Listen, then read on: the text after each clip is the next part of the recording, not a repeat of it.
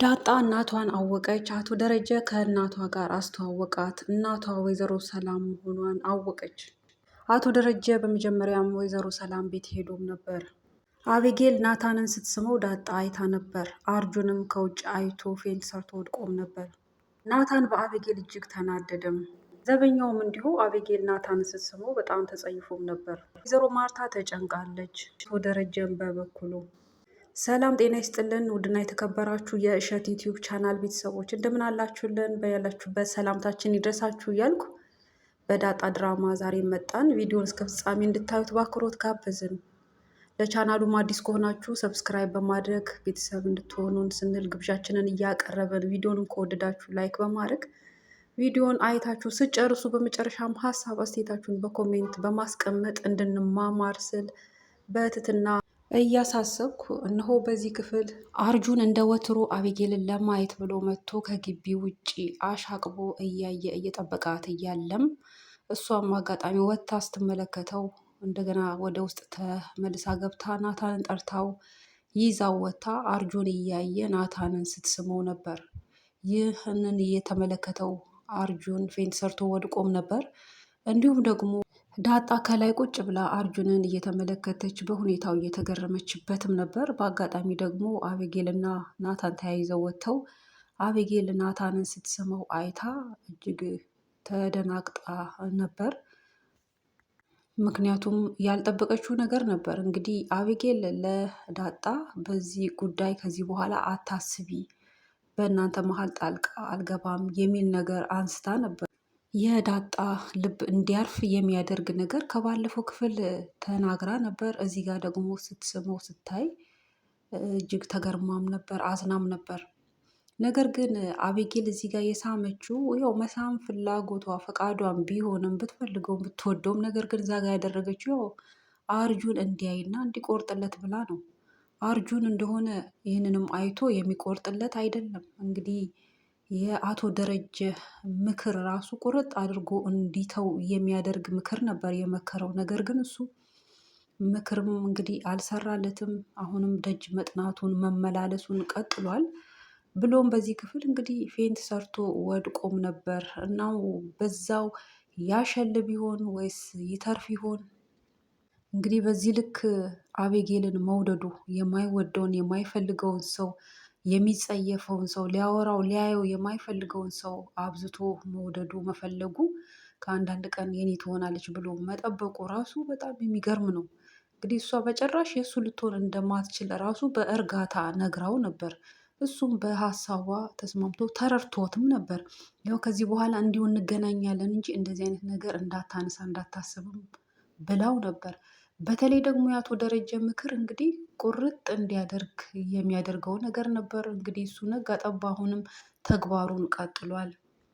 ከዚህ በኋላስ እንደ ባለፈው ናታንን ስትስመው ስላየ ናታን የእሷ ጓደኛ ነው ብሎ ናታንን እንዲበቀለው ምክንያት ይሆን ወይስ ጭራሹኑ እንዳይመጣ በቃ ጭራሹን እንዲቆርጥለትስ ያደርግ ይሆን ወይስ እንደ ልማዱ እንደገና ደጅ ጠና ይሆን?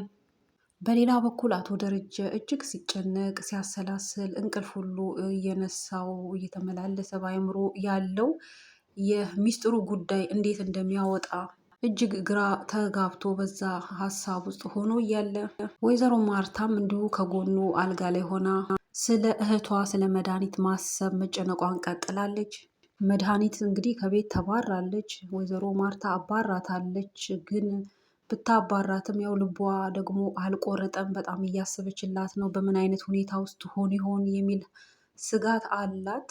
ያው ድርጊቷ በጣም ከባድ ስለሆነ ከሷ የማይጠበቅ በጣም የወረደ ነገር ስለሆነ የሰራችው ያውም ደግሞ ምንም በማታውቀው በንጹዋ ልጅ ላይ ሲቀጥል ደግሞ ይህ ድጋሚ የሆነ ስህተት ስለሆነ ቀላል የማይባልም ስህተት ስለሆነ ከዚህም የተነሳ ነው እንግዲህ ከቤት እንድትወጣ ያደረገችው ወይዘሮ ማርታ ያባረረቻት እንጂ ምንም ቢሆን አትጨክንባትም ነበር።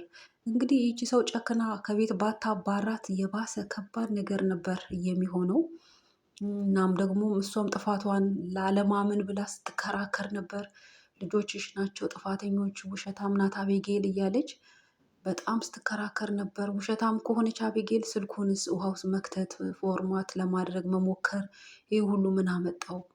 እናም አቤጌል በጣም ስማርትነቷ እንግዲህ ያው ሚሞሪ መኖሩ መረጃ እንዲሆን አደረገና ዳጣ ነፃ እንድትሆን የንጹህነቷ አምላክ ረድቷት ያቺ ክፉ ሀሳቢዋ ግን ከቤት ተባራለች ማለት ነው። ሆኖም የወይዘሮ ማርታ ልብ እንግዲህ አሁንም እያሰበ ነው፣ እንደገና ልትመልሳት ትችል ይሆን?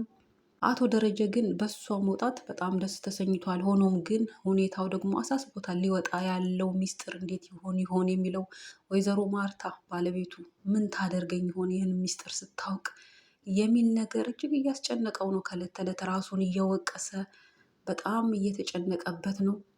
አቤጌልም እንግዲህ ዳር ዳር እያለች ወደ እናቷ ጠጋ ጠጋ በማለት እናቴ አሳዘንሽኝ ምናምን ምናምን እያለች ታዩ በቃ ምናምን ደግሞ ትላለች። መልሳ ደግሞ አሳዘንሽኝም እያለቻት እንግዲህ እንዳታወራም እንዴት ዝምስ እንዳትል እንዴት ነገሩ ውስጧን እጅግ እያንገበገባት የእናቷ ጉዳይም እያስጨነቃት፣ በአንድ በኩል ደግሞ ደስም እየተሰኘች ማለትም በዚህ ጊዜ ያው ያላሰበችውን እህት ስላገኘች እንዲሁም ደግሞ አዲስ ራሱ የሚወለደው ራሱ የኔ ወንድም በሆነ ብላ እስክትመኝ ድረስ የሚያደርግ ነገር ነው። መቼም ሰው ሰውን አይጠላም፣ ዘርን አይጠላም፣ ስጋውን አይጠላም እና አንዴ ከሆነ በቃ ምንም ማድረግ ስለማይቻል በቃ እሷ ራሷን አይምሮዋን አሳምናለች። ነገር ግን የእናቷ ጉዳይ እጅግ አሳስቧታል። በሌላ በኩል ናታንን ደግሞ እንደገና ስትነግረው ነበር። እኔም እወድሃለሁ እያለች ስትል ነበር። ምን አስባ ነው? እንደገና ደግሞ ጅንጀናዋን ልትቀጥል ይሆን? እንደገና ይወደኛል ብላ ተስፋ በማድረግ ልትከታተለው ቀለስ መለስ እያለች እንግዲህ ባህሬን እንግዲህ አሳመርኩ በዚህ ምክንያት ይወደኛል ብላ እንደገና ልቧ ሊጓጓ ይችል ይሆን?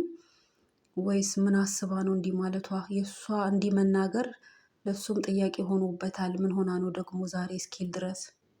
በሌላ በኩል ናታን ለዳጣ ሲነግራት ነበር። በጣም እንድትረጋጋ የሚያደርግ ነገር በድጋሚም ሲነግራት ነበር። ከእሷ ውጪ ማንንም እንደማይፈልግ፣ አቤጌልንም ቢሆን ሊወዳት እንደማይፈልግ፣ በጭራሽ እንደማይወዳት፣ ዳጣን ሁሉ ቢተው እሱ አቤጌል ምርጫው እንዳይደለች፣ ባህሪዋ ጥሩ ስላይደለ ስለሆነ ወይም ስለምንም ሳይሆን ፍቅር በቃ በእይታ ነው ወይ ደግሞ የሆነ የተሰጠ የተፈጥሮ ስጦታ ነው። ገና እንዳየውሽ ነው የወደድኩሽ ገና እንደመጣሽ ሲል ነበር እና የመጀመሪያ ክፍል እንደተመለከትነው ሲያያት ራሱ እይታው በጣም ደስ የሚል ነው።